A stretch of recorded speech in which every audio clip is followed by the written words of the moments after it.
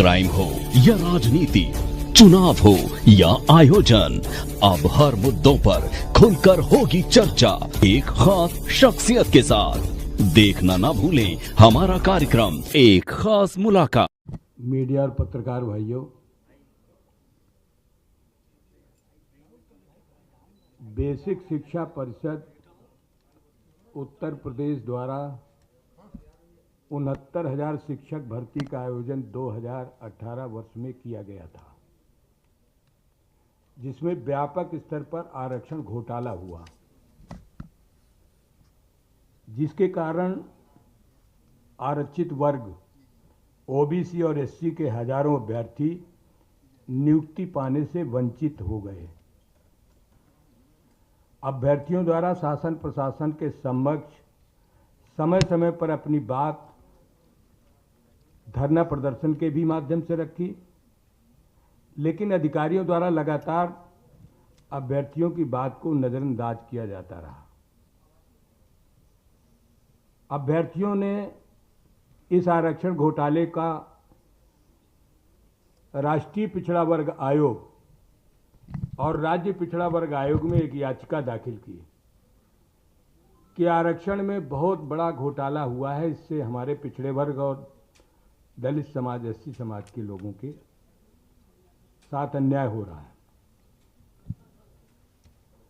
राष्ट्रीय पिछड़ा वर्ग आयोग ने 1 वर्ष तक सुनवाई की और सुनवाई के बाद ये पाया कि आरक्षण का पालन करने में विसंगति हुई है, इसलिए आरक्षण के पालन करें और विसंगति को दूर करें तथा अभ्यर्थियों को नियुक्ति पत्र दिया जाए।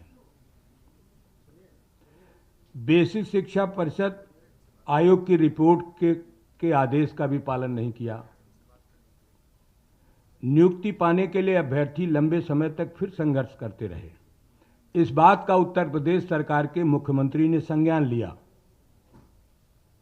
मुख्यमंत्री जी ने कहा कि बेसिक शिक्षा परिषद को आरक्षित वर्ग के अभ्यर्थियों की समस्याओं का समाधान त्वरित गति से किया जाए, ये मुख्यमंत्री जी ने कहा। इस पर विभाग ने कार्रवाई करते हुए 6800 दलित और पिछड़े वर्ग के अभ्यर्थियों की एक सूची 5 जनवरी 2022 को जारी की गई और कुछ ही दिनों में नियुक्ति देने का आश्वासन भी इन अभ्यर्थियों को दिया गया।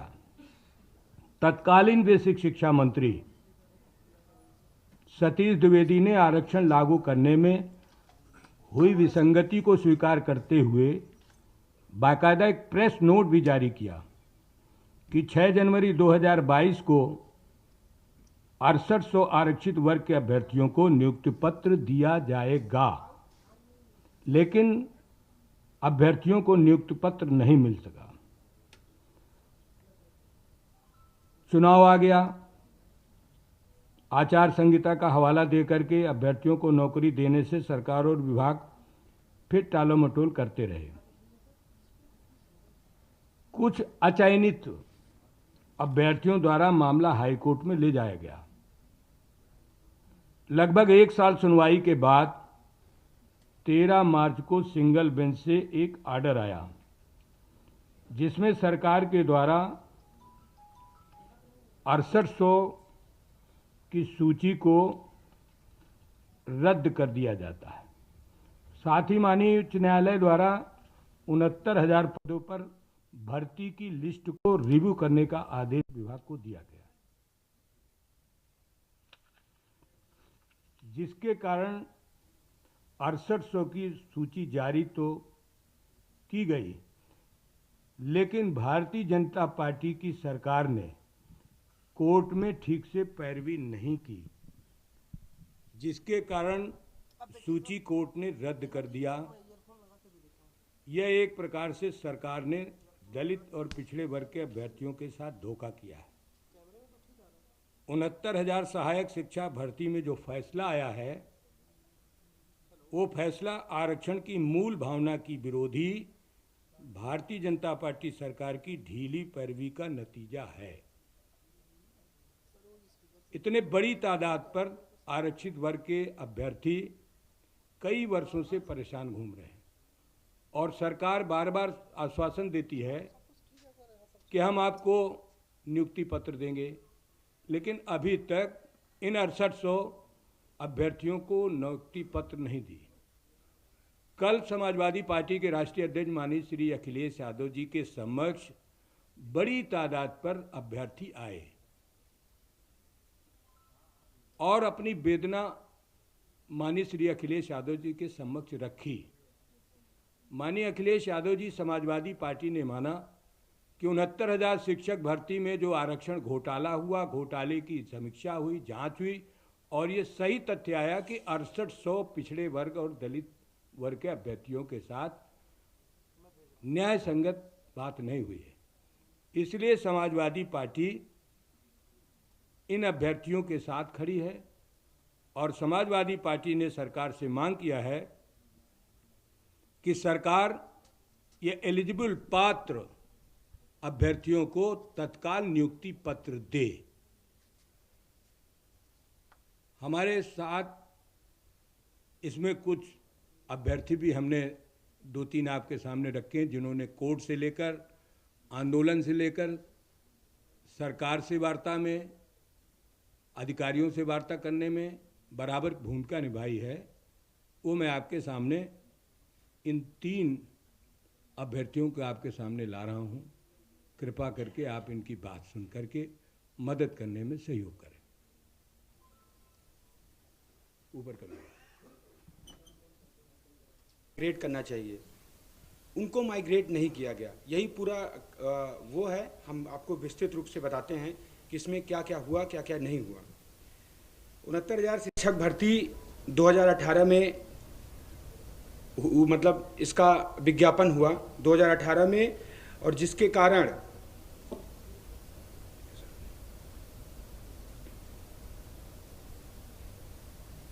69,000 शिक्षक भर्ती 2018 में आयोजन हुआ, जिसमें व्यापक स्तर से आरक्षण घोटाला हुआ, जिस कारण आरक्षित वर्ग ओबीसी एससी के हजारों अभ्यर्थी नियुक्ति पाने से वंचित हो गए।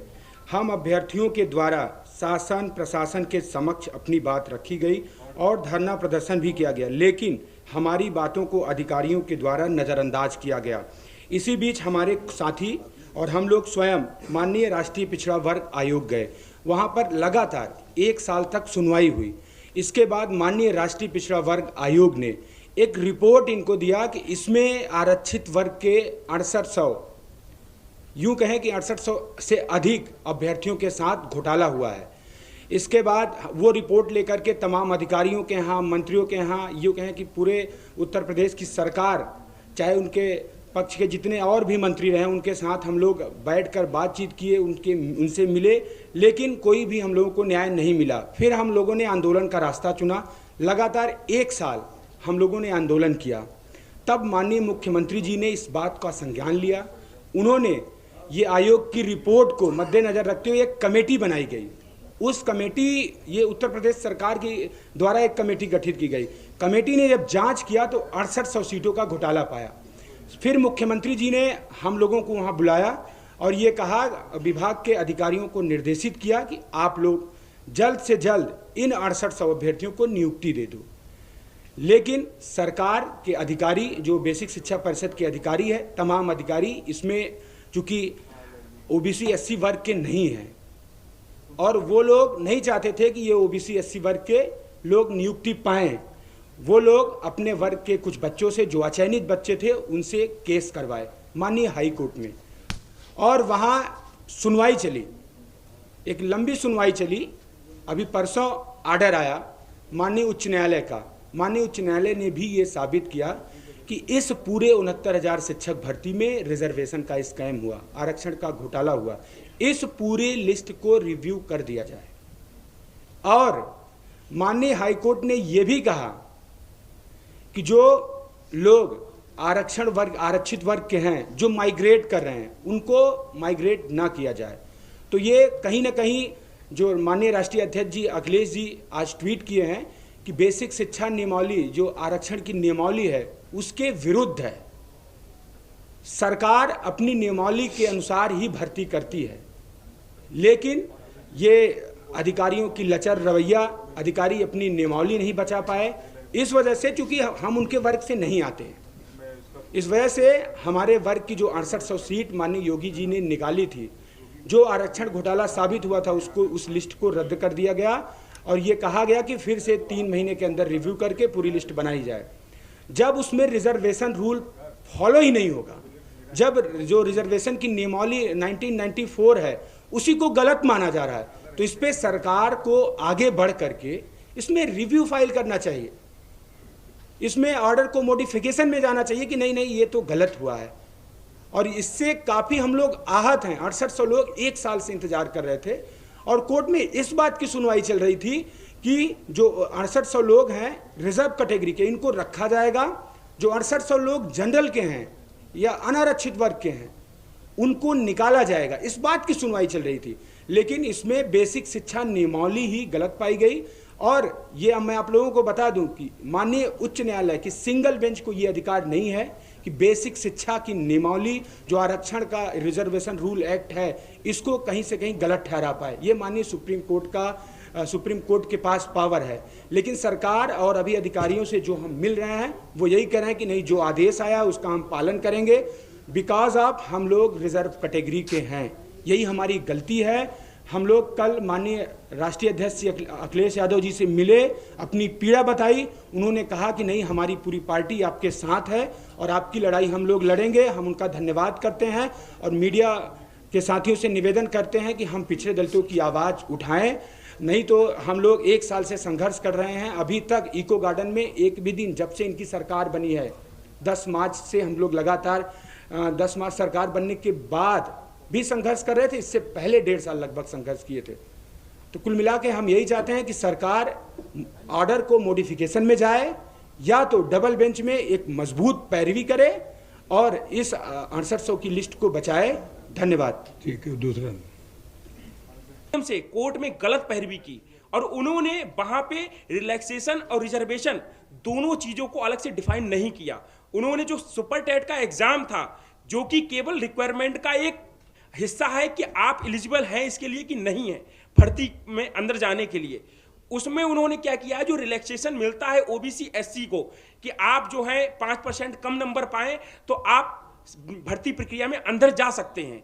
जो आप एज में रिलैक्सेशन पा लेते हैं कि आपको 5 साल की छूट है, तो इस रिलैक्सेशन को उन्होंने रिजर्वेशन बताया मानिए कोर्ट के सामने, और कोर्ट ने, अब कहना उचित नहीं है क्योंकि वहां खुद कोलिजियम सिस्टम के माध्यम से लोग बैठते हैं और वर्तमान जज जिन्होंने हमारा सुना है अपनी बात को जी, तो उन्होंने जो है इस रिलैक्सेशन को रिजर्वेशन बना दिया और रिजर्वेशन करके जो 6800 लोग जिनको नियुक्ति मिलनी चाहिए थी, अब उनकी सूची रद्द कर दी है उन्होंने।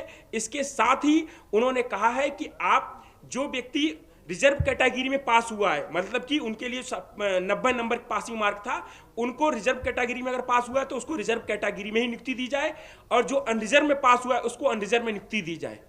तो इस कारण उन्होंने जो अपना नया नियम के तहत जो बेसिक शिक्षा नियमावली 1994 के में आरक्षण का नियम है उसको कैंसिल करते हुए एक नया नियम जो है विभाग को सौंपा है, और विभाग उसको स्वीकार करते हुए जो ओबीसी बच्चे और लगने चाहिए थे उनकी जगह पर जो ओबीसी बच्चे नौकरी कर रहे हैं उनको बाहर करने का आदेश दिया है।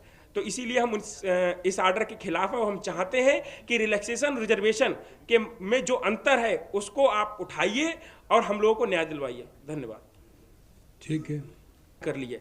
उस अभ्यर्थी के बारे में बताएं, 6800 चयन सूची में उसका 343 सीरियल नंबर पे नाम है और वो कन्नौज जिले का रहने वाला है। उसके पिताजी का नाम अवलोक कुमार पुत्र मेहताब सिंह ग्राम मछरौता का है, जिसने आत्महत्या की है। और 2 साथियों के भी और भी सूचना आई है, लेकिन अभी पूरा क्लियर नहीं हुआ है। जब से सूचना आती है हम आपको बता दिए जी। इन अभ्यर्थियों के साथ है और इनको न्याय दिलाने में पूरी मदद करेगी, और आपसे भी निवेदन है कि आप भी इन अभ्यर्थियों की मदद करने में सहयोग कराएं। भारतीय जनता पार्टी दलित पिछड़ों का हक मारने के लिए आरक्षण को विधायी मायाजाल में फंसाती है। जाति जनगणना ही इस समस्या का सही समाधान है, जिससे कि जनसंख्या के अनुपात में आरक्षण हो सके। जितनी भी परीक्षाएं भारतीय जनता पार्टी के कार्यकाल में हुई हैं, उनमें आरक्षण के नियमों की अनदेखी की गई है और आरक्षित वर्ग के बच्चों के भविष्य को चोट पहुंचाई गई है। इसलिए आप सबसे निवेदन है कि ये 6800 बच्चों की सूची जो सरकार ने जारी की थी, नियुक्ति पत्र देने का वादा किया था, वो सरकार इन बच्चों को, अभ्यर्थियों को नियुक्ति पत्र दे। आप सबका बहुत बहुत धन्यवाद।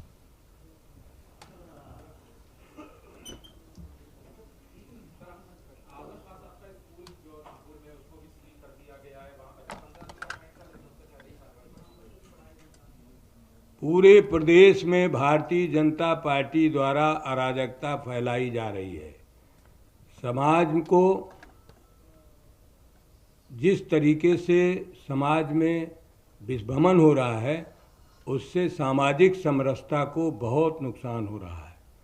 सामाजिक समरसता से ही मजबूत हो सकता है हमारा प्रदेश, देश। हम सब लोग सामाजिक समरसता के पक्षधर हैं।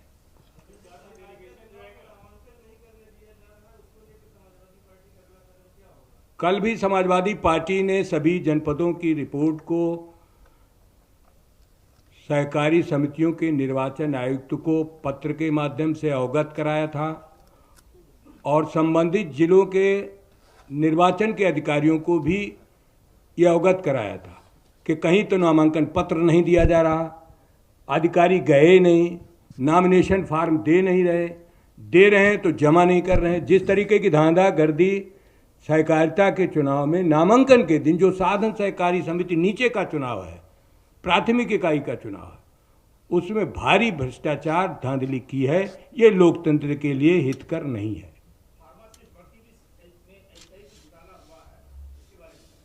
सभी भर्तियों में, जितनी भी भारतीय जनता पार्टी के समय में भर्तियां हुई हैं, उनमें आरक्षण नियमावली का पालन नहीं हुआ है। आरक्षित वर्गों के साथ बहुत अन्याय हो रहा है। इसीलिए आपके माध्यम से बात हमने रखी है। आपसे भी सहयोग की अपील है। जहां भी अन्याय होता है वहां समाजवादी पार्टी, हमारे मीडिया के लोग उन बातों को उठाते हैं। मीडिया के साथ जिस तरीके का भारतीय जनता पार्टी का रवैया है, मुझे आप सब जानते हैं कि कोई भी बात आप सही कहेंगे, आपके खिलाफ भी मुकदमा होता है। लगातार उत्तर प्रदेश में लोकतंत्र की हत्या हो रही है।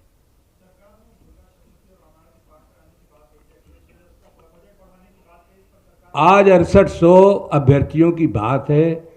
हमारी अपील है, निवेदन है कि आप इस मुद्दे को उठा दें ताकि इन बच्चों का भविष्य बने।